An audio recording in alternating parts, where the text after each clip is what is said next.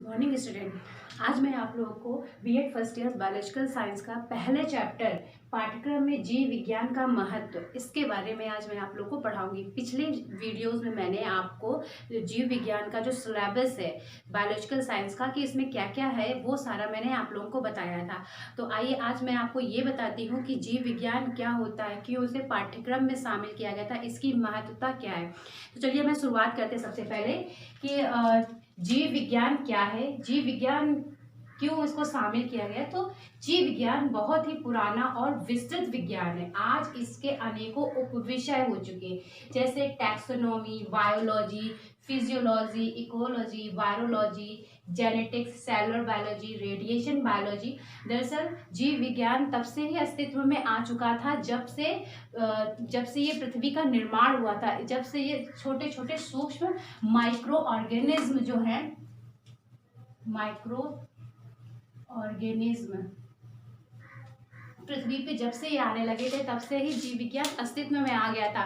लेकिन इसके बारे में विस्तृत जानकारी हमें 18वीं शताब्दी से ये अस्तित्व में जीव विज्ञान की तरफ बहुत तेजी से ध्यान दिया गया। ठीक है, आज इसके बहुत सारे उप विषय, क्योंकि जीव विज्ञान के अंतर्गत बहुत सारे, अगर हम बात करें बायोलॉजी की, बायोलॉजी इसकी बहुत सारी ब्रांचेस हो गई हैं,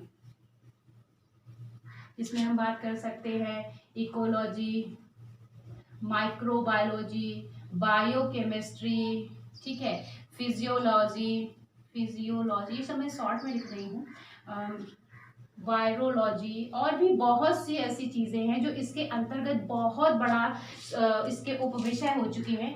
तो सबसे पहले अगर मैं बात करूं कि फिजियोलॉजी की, तो किसी भी जीव जंतु या पेड़ पौधे की जो बाहर की आकार होता है उसका अध्ययन के लिए उसके अंतर्गत ये फिजियोलॉजी आता है। इकोलॉजी की अगर हम बात करें तो ये हमारे पर्यावरण से संबंधित होता है, पर्यावरण के अंतर्गत होने वाली सभी घटनाओं के बारे में अध्ययन किया जाता है। अगर हम यहाँ पे बात करते हैं वायरोलॉजी की, तो इसके अंतर्गत हम वायरस की, उसकी आकार की, उसके डीएनए, उसके जेनेटिक मटेरियल, उसका फूड, उसका डिवाइडेशन, विखंडन, ये सब जो होता है उसके अंतर्गत अध्ययन करते हैं। जेनेटिक्स की बात करते हैं तो जेनेटिक्स का संबंध हमारे जीन से है, हमारे डीएनए से है, जेनेटिक मटेरियल से है कि ये किस तरह से डिवाइड होता है, किस तरह से इसमें कोई अगर कमी आ जाए या म्यूटेशन आ जाए तो उसके परिवर्तन के किस तरह से अध्ययन किया जा सके, ये होता है। सेलुलर बायोलॉजी के अंतर्गत हम सेल का अध्ययन करते हैं, प्लाज्मा मेम्ब्रेन का अध्ययन करते हैं, सेल में पाए जाने वाले उसके ऑर्गेनल्स का अध्ययन करते हैं। रेडिएशन बायोलॉजी एकदम नया है, ये अभी लेटेस्ट है, क्योंकि रेडिएशन बायोलॉजी के अंतर्गत हम रेडिएशन का इफेक्ट देते हैं। अगर आज के समय में मैं बात करूं तो आप लोगों ने कैंसर के बारे में सुना होगा कि कैंसर का इलाज किस तरह से हो रहा है, रेडिएशंस के जरिए। कुछ ऐसी किरणें विशेष तौर पे हमारे शरीर में प्रवेश कराई जाती हैं जिससे कि रेडिएशन में जो ट्यूमर होता है वो धीरे धीरे खत्म होने लगता है और कैंसर जो होता है वो पूर्ण रूप से खत्म हो जाता है। तो अब बात करते हैं हम आगे। नए उपकरणों के आविष्कार ने भी जीव विज्ञान के क्षेत्र में नवीन शाखाओं के विकास में योगदान दिया। अगर हम नए उपकरण की बात करें तो किस तरह से एक्सरे हो गया, ठीक है, एमआरआई हो गया, और या फिर हम बात करें माइक्रोस्कोप हो गया, इसी तरह से बहुत सी ऐसी चीजें हैं जो नए उपकरण हैं। इन नए उपकरणों ने क्या किया है कि हमारे जो डेली की लाइफ है, या फिर ये कहे कि कोई भी ऐसी बीमारी जिसके बारे में अभी तक नहीं पता चल पा रहा था, लेकिन अब जितनी जल्दी से जल्दी पता चल जाता है, और ना सिर्फ पता चलता है बल्कि उसका उपचार भी बहुत आसानी से होने लगा है। ठीक है, अगर अब हम बात करते हैं नेक्स्ट आधुनिक जीव विज्ञान। आधुनिक जीव विज्ञान क्या है? मॉडर्न बायोलॉजी ने विभिन्न जैविक क्रियाओं में रसायन परिवर्तन के विवेचन ने जीव विज्ञान तथा रसायन विज्ञान के अध्ययन में जैव रसायन के विकास में योगदान किया है।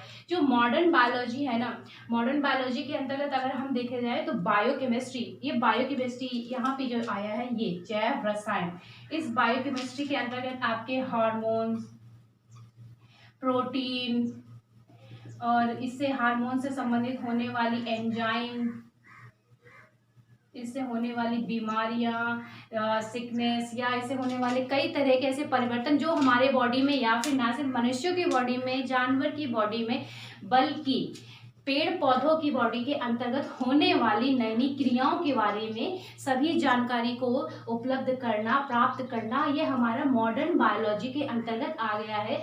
जैसे बायोफिजिक्स हो गया, बायोकेमिस्ट्री हो गया, बायोलॉजी तो है ही, इसी तरह से और भी चीज़ें, तो ये मॉडर्न बायोलॉजी के अंतर्गत बहुत ही इसके तेजी से इसका विस्तार हो रहा है।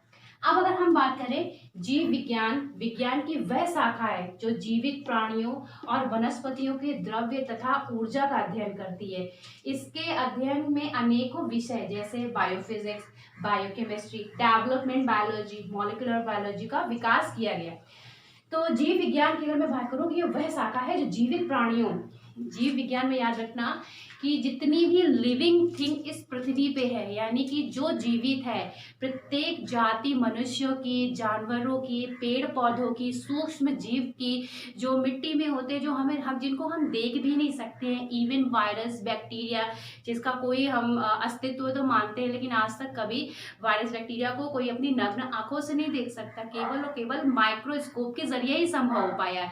तो जीव विज्ञान के अंतर्गत हम उन चीजों का अध्ययन करते हैं जिनमें जीवन होता है, जिसमें द्रव्य और ऊर्जा का अध्ययन करते हैं। इसके अध्ययन में अनेकों विषय जैसे जैव भौतिकी, बायोफिजिक्स, यहाँ पे ये चीज की हम बात करेंगे, बहुत ही इंपॉर्टेंट चीज है। बायोफिजिक्स के अंतर्गत आप ब्लड प्रेशर आपका हो जाएगा, या फिर जो वेन्स होती हैं जो ब्लड का बहाव करती हैं, आप किस तरह से पृथ्वी पे स्टेबल है, यानी कि ग्रेविटीज का, तो जितनी भी इस तरह की चीजें आती हैं वो बायोफिजिक्स के अंतर्गत आती है। बायोकेमिस्ट्री के अंतर्गत आता है आपका जो बॉडी के अंदर होने वाली हार्मोन्स, ठीक है, केमिकल रिएक्शन, फूड का डाइजेशन, इसी तरह से ये सारी क्रियाएं जो होती हैं वो बायोकेमिस्ट्री के अंतर्गत होती हैं। विकासात्मक जीव विज्ञान, डेवलपमेंट बायोलॉजी की अगर मैं बात करूं तो किस तरह से जीव का विकास होता है, किस तरह से कोई जीव बढ़ रहा है, बल रहा है, यानी कि आगे बढ़ रहा है, तो ये सारी चीजें विकासात्मक डेवलपमेंट के अंतर्गत। बात करते हैं मॉलिक्यूलर बायोलॉजी की। मॉलिक्यूलर बायोलॉजी की कि हमारे शरीर के निर्माण में किस चीज का सबसे ज्यादा इम्पोर्टेंट रोल है, या किस तरह से जो एक सेल है बनने में क्या क्या उसकी आवश्यकताएं होती हैं, उसके अंतर्गत मॉलिक्यूलर बायोलॉजी का अध्ययन करते हैं। तो आई होप आप लोगों को ये समझ में आया होगा कि ये क्या होता है। अब हम बात करते हैं जीव विज्ञान का अध्ययन क्यों किया जाता है। तो जीव विज्ञान को समझने से पहले अगर हम ये देखें तो जीव विज्ञान क्या होता है ये देखा, ठीक है। अगर हम आगे की बात करें कि इसके अध्ययन क्यों किया जाता है, तो जीवित संसार को समझना और उसके प्राणियों की एक दूसरे पर निर्भरता। दूसरा है जैव वैज्ञानिक विधियों का उपयोग का प्रशिक्षण। तीसरा है जैव वैज्ञानिक दृष्टांत घटनाओं के प्रति वैज्ञानिक अभिव्यक्ति का विकास। सबसे पहले तो अगर हम बात करें तो जीव विज्ञान को समझना और उसके प्राणियों को एक दूसरे को समझना। जीव विज्ञान कैसे समझना कि जीव विज्ञान जो पेड़ पौधे हैं, जानवर हैं, पहले तो इनको समझना कि ये सारी चीज़ें हमारे आसपास रह रही, किस तरह से हम एक दूसरे के साथ में रह रहे हैं और एक दूसरे के साथ में रहकर हम अंतः क्रिया कर रहे हैं। ये हमें किसी न किसी तौर पे फायदा या नुकसान दोनों ही पहुंचा रहे हैं, ठीक है। अगर हम बात करें तो जीव विज्ञान का अध्ययन और क्यों किया जाता है, वो इसलिए क्योंकि जीव विज्ञान के अध्ययन से ही हम उन प्राकृतिक में होने वाली घटनाएं या हमारे जीवन में होने वाली घटनाओं को हम किसी भी दैवीय घटनाओं से ना जोड़ के, बल्कि उसके पीछे का जो कारण है, जो असल वजह है, उसको समझ सके। तो आई होप आप लोगों को ये पूरा समझ में आया हो कि जीव विज्ञान का अध्ययन क्यों करते हैं, इसकी क्या आवश्यकता है, तो पूरी तरह समझ में आया है। अब आपको हम अगले चैप्टर में ये बताएंगे कि किस तरह से हमारे पाठ्यक्रम में इसको शामिल किया गया। Thank you.